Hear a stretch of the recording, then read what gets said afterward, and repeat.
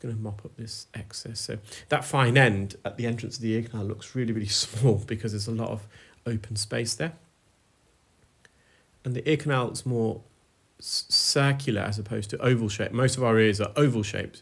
This is the same patient. This is their right ear. I just wanted to show you for comparison. So eardrums intact, healthy, a bit of surface wax at the entrance. We're going to leave that because it's not causing the patient any harm. And in fact, that wax is actually helping and is aiding the patient. This is patient 2. Now, patient 2 wanted me to remove the wax without using any suction at all because they, in the past, when they've had earwax removed elsewhere with suction, it did create short-term tinnitus. So I said, I'll definitely give it a try. We'll see. What helped me to ultimately remove this without suction is because there's the consistency of wax. It's a bit drier. So I can grip onto it, which I'm struggling to at the moment because of the angle of that piece of wax, but you'll see what I'm going to do. I'm going to reposition that with a St. Bart's ear hook in a moment. If this wax is really mushy and sticky and up against the eardrum, then it's going to be near impossible to remove without using suction. So we're fortunate in that respect. Just got a St. Bart's ear hook, and what I'm going to do is just turn this and just position it slightly differently. And I'm hoping the front edge is a little gap there, which I've created. That's now going to allow the perfect angle to me to glide the bottom jaw underneath the dry wax and skin. You can see there's a couple of pimples in there. I suspect the patient's been poking in their ears and just abrased the outer layer of skin at the entrance of the ear canal. So it's just a bit of a pimple there. So nothing to be concerned about. There's a couple. Just a bit of dry skin on the posterior canal wall. Just peeling that away, and fortunately we were able to remove this wax and dry skin mechanically without any microsuction.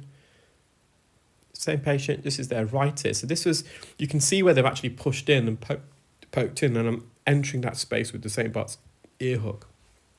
And this has been compressed against the canal wall. So I'm going to go underneath it now with the St. Bart's ear hook and lift this up. You can see just how adhered and squashed and compressed it was.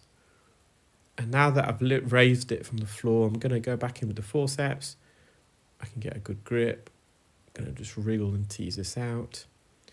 Still a bit of dry wax keratin, which is matted as well. This is a few hairs, and that's always a telltale sign that a patient has been using cotton buds, because these hairs should be on the outer third of the ear canal. If they're loose like that, they've been pushed in. Of course, these hairs do come out and are replaced by fresh hairs, just like the hairs on our scalp. But that's quite deep, especially the bit on the right. So just re-instructed the patient to, there's an old saying and it still applies, never put anything smaller than your elbow in your ear. So we're going to protect our ears. They're very delicate, sensitive organs, and they can be easily traumatized. So I've just used the hook to separate that. Just a little bit left on the floor of the ear canal, on the posterior canal wall. So I'm going to revert to the Jobson horn, trying to get in and behind. I want to avoid making contact with the canal wall, so because that's on the bony part of the ear. So you can see the difference in consistency between patient 1 and 2. Patient 2, the consistency allowed me to use other instruments, whereas patient 1 is a lot more difficult. Just a bit of skin there. I was going to just reposition that back onto the canal wall. So as it starts to migrate, it's in the correct orientation. So hopefully that won't cause any issues and it won't build up.